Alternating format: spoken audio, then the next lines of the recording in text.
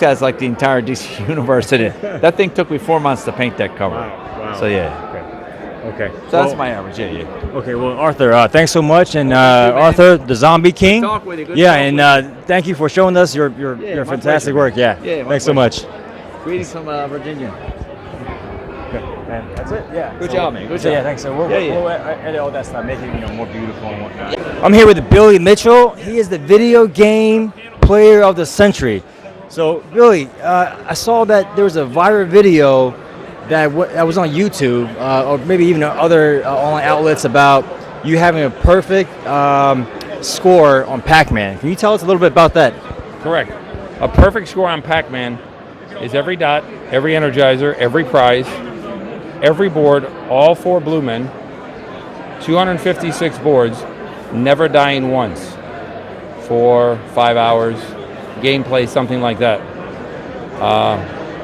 That was in 1999. I'm going to do it again here shortly because it's the 20th anniversary.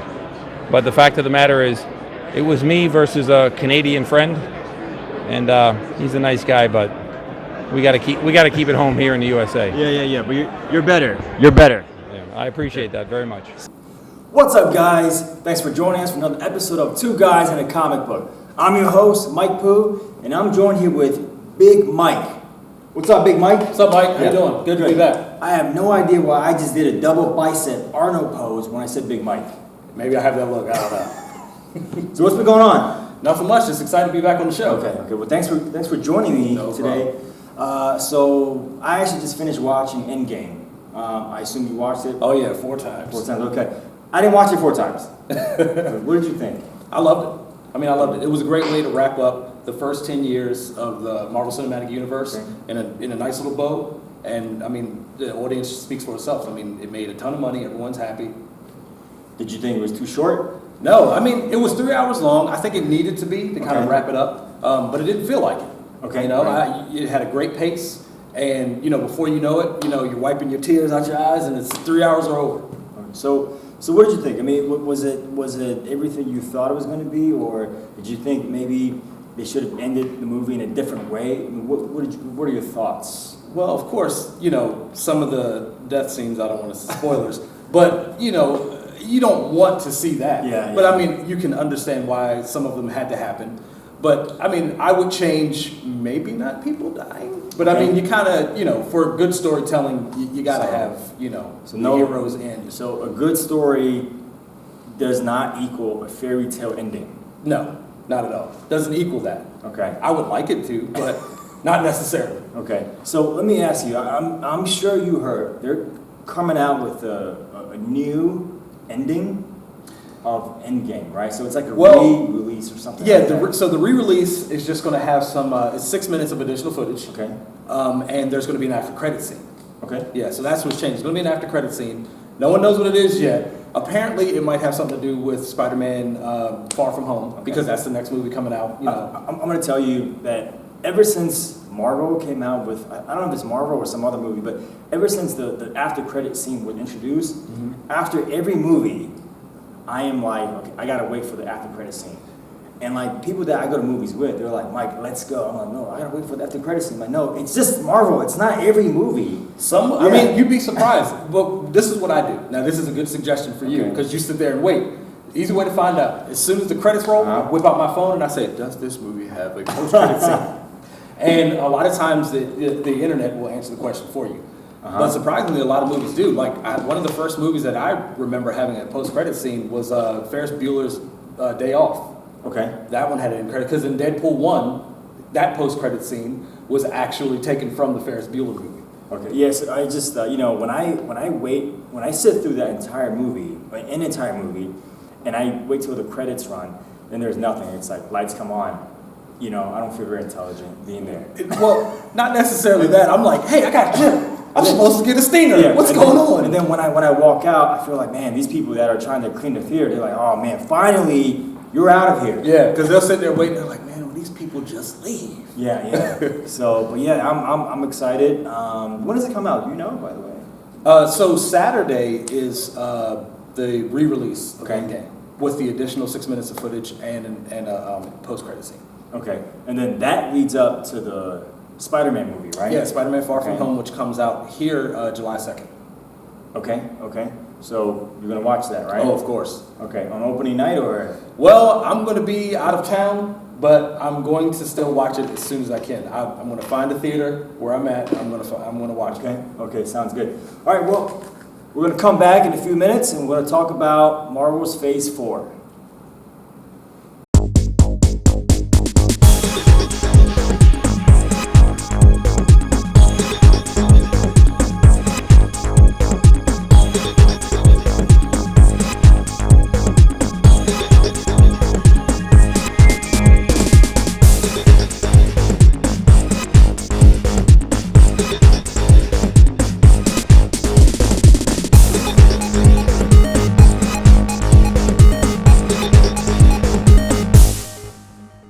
On Two Guys in a Comic Book. So Big Mike, let me ask you about Marvel's Phase 4, because you know, after Endgame, after Spider-Man, Far From Home, there's Phase 4. Oh, yeah. Okay, you ready for Phase 4? I cannot wait. Okay. So what can you tell us about the new characters they're going to introduce for Phase 4? Well, none have been said yet, officially. Okay. I'm hoping to see a new take on the X-Men, a new take on the Fantastic Four. On the X-Men. Yeah.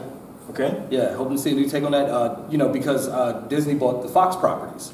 So with that, they can integrate now into the MCU, X-Men characters, Deadpool, Fantastic Four. And I do believe they did mention one character that's coming up, Shang-Chi. Shang-Chi. Oh, okay. So yeah, Shang-Chi is going to be the first Asian American Yes, superhero. yes. Okay. In the MCU. That's interesting. Do you know, have they started casting for that, or? I've heard rumors. Okay. So Ludi Lin, who was in the Power Rangers movie, Okay, I yeah. think he played Zack. Yeah, he was great. Yeah, he was good in that. I believe Ross Butler. He actually played one of the characters in the Shazam movie. Okay. He was one Okay. of the grown-up kids, Okay. in the Shazam movie. And I think I know another guy. Okay. I don't remember. I think I have a picture. Picture. Yeah. Okay. Let's take a look at it.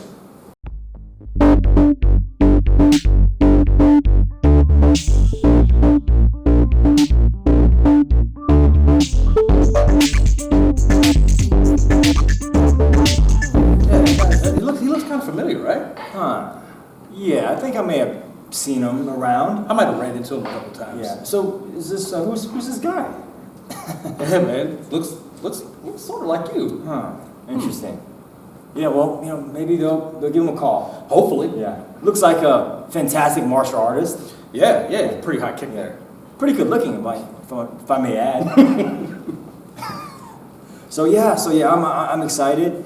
Any news or any dates about when Phase 4 is going to come in? Are they kind of like slowly rolling that in, or? Yeah, so Marvel Studios is keeping this really close to the chest. Okay. I mean, I want to know just as bad as the next You mean guy. they haven't called you personally and told you the dates? Not yet, not Okay, yet. all right. But hopefully we'll hear something really soon. I'm thinking, they're going to set stuff up, with the new after credit scene we have for Endgame, Spider-Man Far From Home.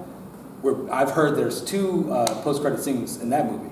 Okay. So that's got to be setting up Phase 4. I just thought that every time Marvel has something new, first thing they do is they call Big Mike. Usually they do, but Kevin Feige's been slipping. Kevin, you didn't call me. Kevin, call Big Mike. Yeah, right away. Yeah. So, anyways, want to take a break? We'll come back and we'll give you more.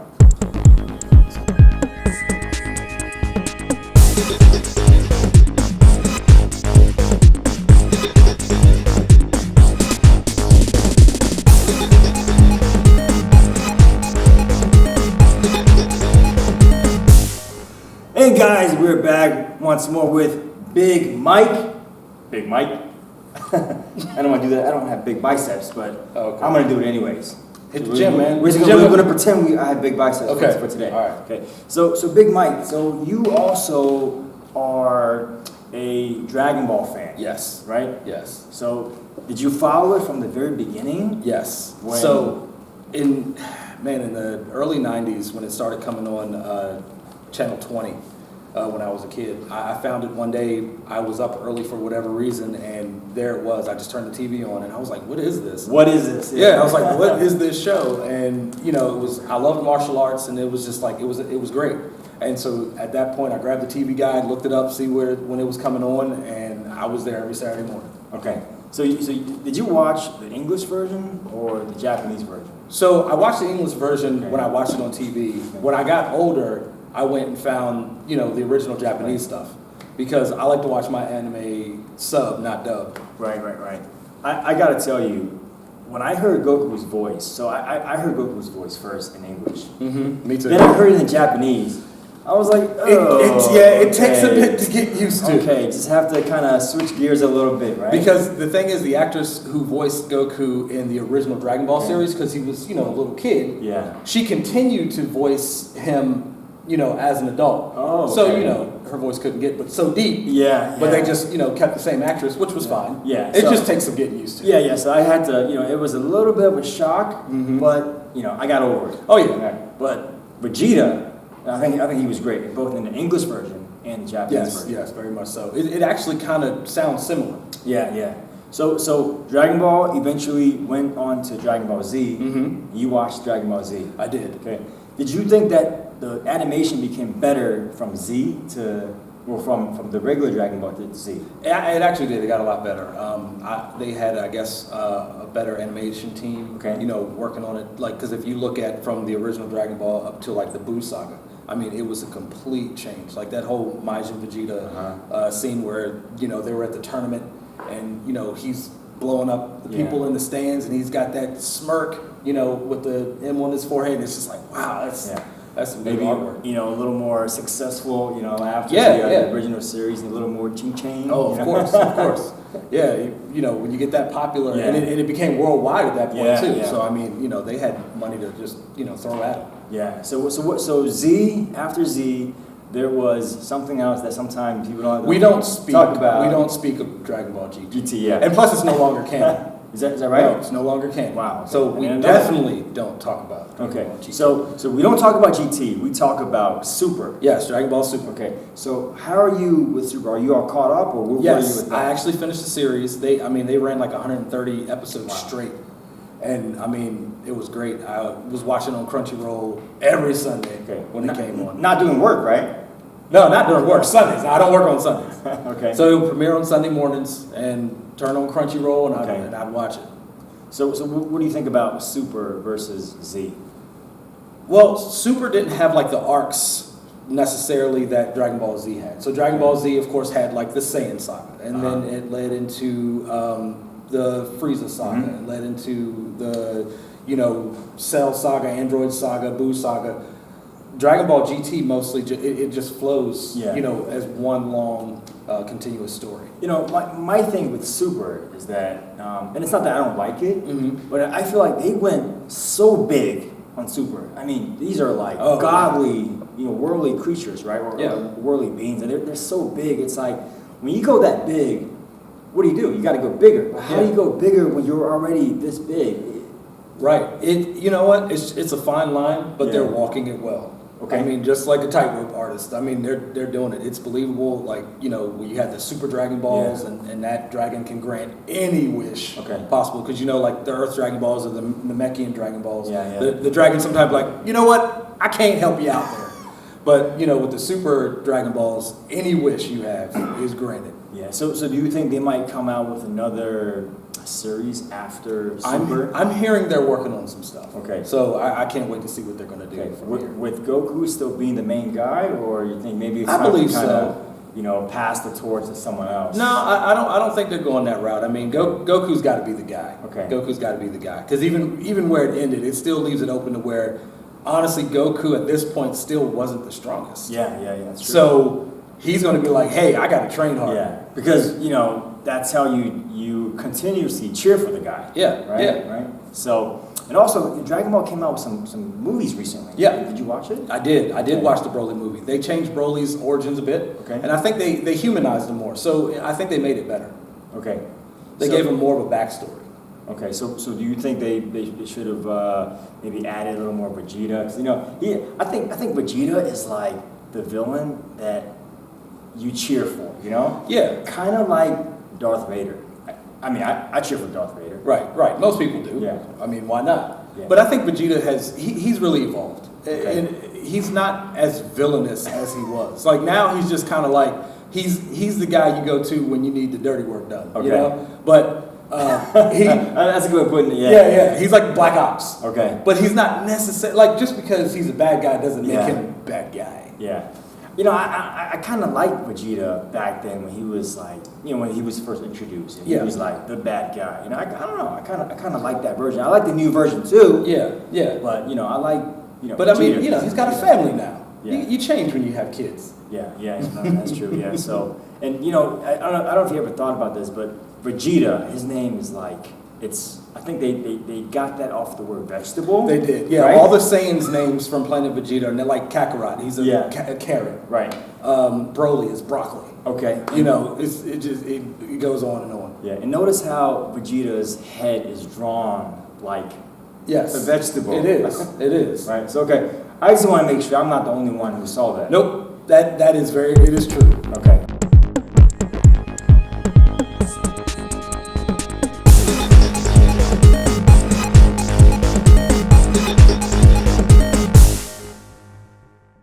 Hey guys, we have a special guest with us today, Javona. Yeah. Thank you for being here today. I'm glad to be And here. Javona, you're actually the daughter of Big Mike. Yes, right? that is my I'm sorry. father. I don't know why I keep doing this with Big Mike. Let me ask you, does he walk around the house going like, Big Mike's here?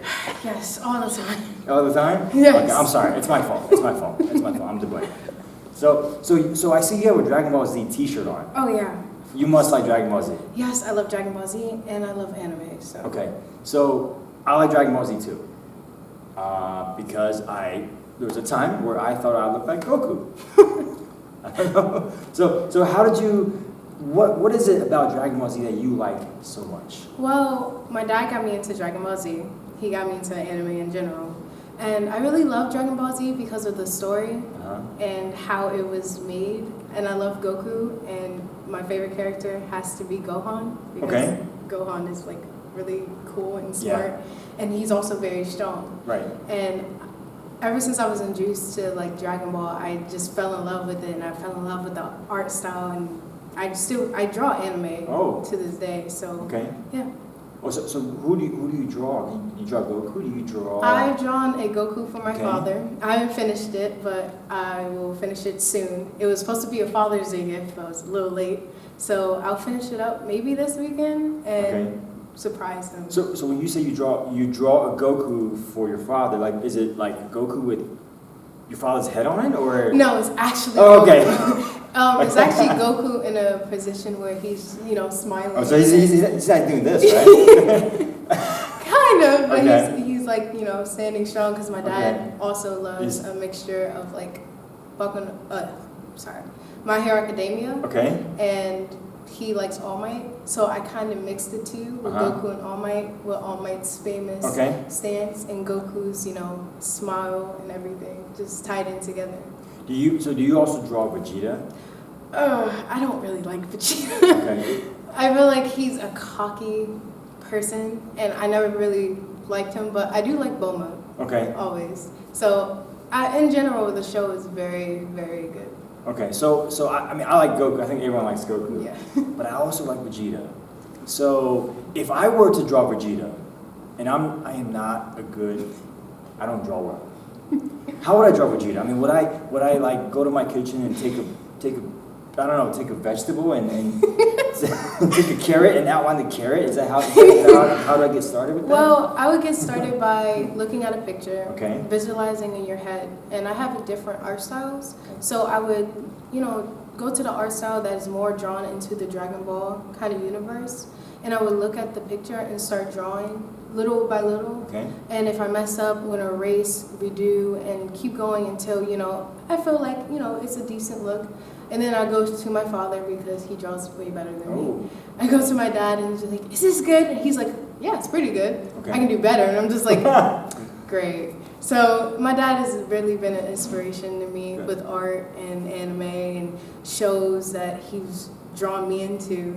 So he's really a big part of why I do what I do. Yeah.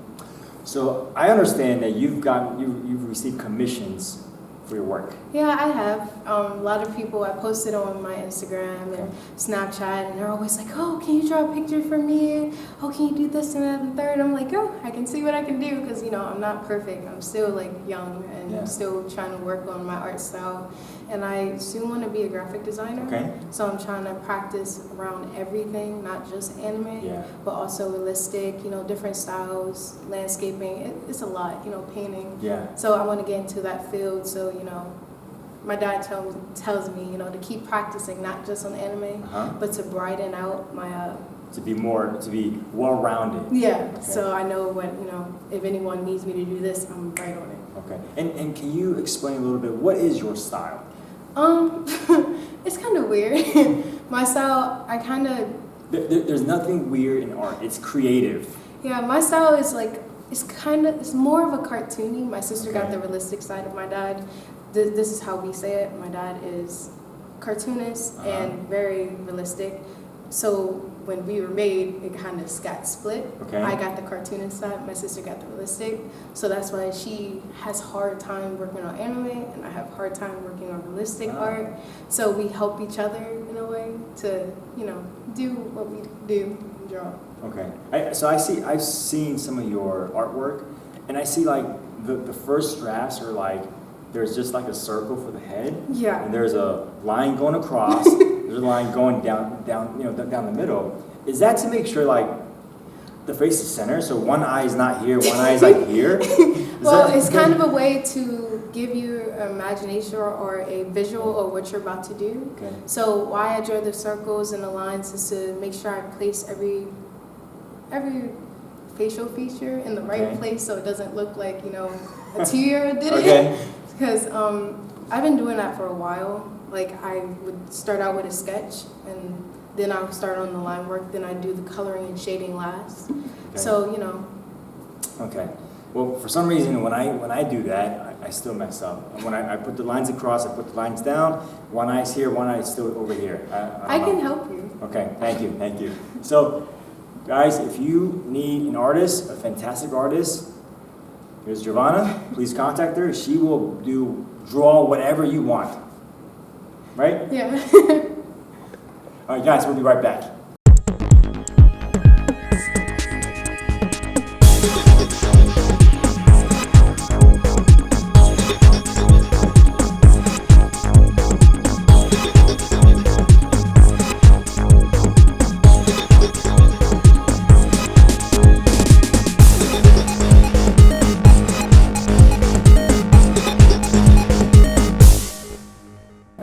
I wanted to say this, but you know, I'm glad you're on the same page with me as far as that. Always, Mike, always. Yeah.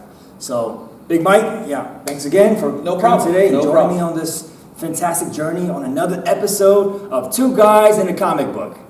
See you next time. Hi, I'm here with Eric Jacobs, and Eric has some very amazing Star Wars items here. So, Eric, can you tell us what you have going on over here? Sure. We're with the Teresa Sandra Jacobs Foundation. So we're like, I guess you can call it an intergalactic mobile experience. So what we do is we have some really cool props that we've built. Should we start outside? All right, I'm here with Eric Jacobs. Eric, tell us about your organization and tell us what we're looking at here. Sure. I'm with the Teresa Sandra Jacobs Foundation. This was created after my mom passed away from cancer 2 years ago. I've been a Star Wars fan for my whole life, obviously, and I started building this truck about 4 years ago, and it's called the Death Star. And after she passed, we wanted to carry her name out. She was an artist, and she was the most amazing person in the world, and so we wanted to do something in tribute to her. So we created the Teresa Sandra Jacobs Foundation, and it's an intergalactic mobile experience. So what that does is we bring out cool props like, you know, Death Star with the turbo laser to organizations like we were at the Children's Inn at NIH a few weeks ago. And I'm also in the 501st, all dressed in character. But we're really a prop building group that brings these props, like these vehicles. We have 2 vehicles and a whole bunch of props. We'll show some of them inside. What we can create from either from scratch, like we did with this one, which is the turbo laser we built in for this truck. And this one is a really cool prop, but we can't use the smoke machine that's inside it because when the doors open here, it brings in all this fog that it creates, and it can set the alarms off. So I can't show its full glory, but on our website we do have that. But this is remote control. So I do all the paint work and design work on this. We had some other people help us do the construction of the actual design, but a great guy, Felix, he actually is the engineer behind it, the aerospace engineer actually. He did the control systems and remote control. So we can turn this thing, left and right, and we push the button here. It technically will fire a 3-second sequence, and they'll shoot this out with recoil. And the cannons go up and down, go left and right. And it also has other sound systems like the alarm that you'd hear on the Death Star, right? So imagine this with smoke, it lights up everything. So it's a really cool prop. The truck itself, let me turn that down. The truck itself has a couple cool things that it does. You can see inside. Okay. So let's follow Eric inside to see what the inside of the truck looks like. So it has so this is obviously not stock.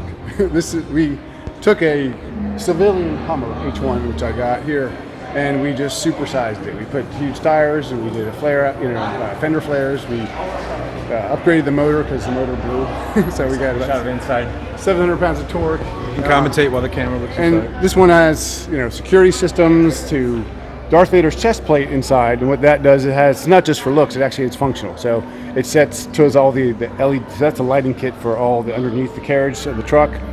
The other one has a train horn, it has all the LEDs, and it has a smoke system and smoke machine.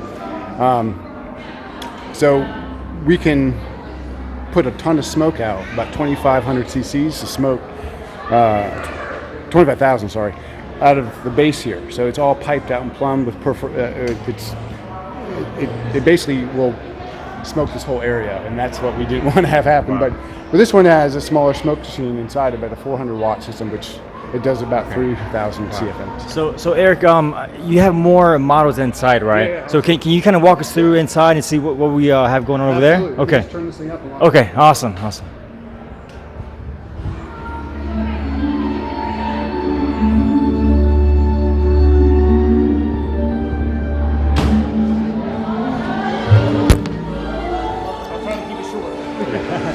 That's good.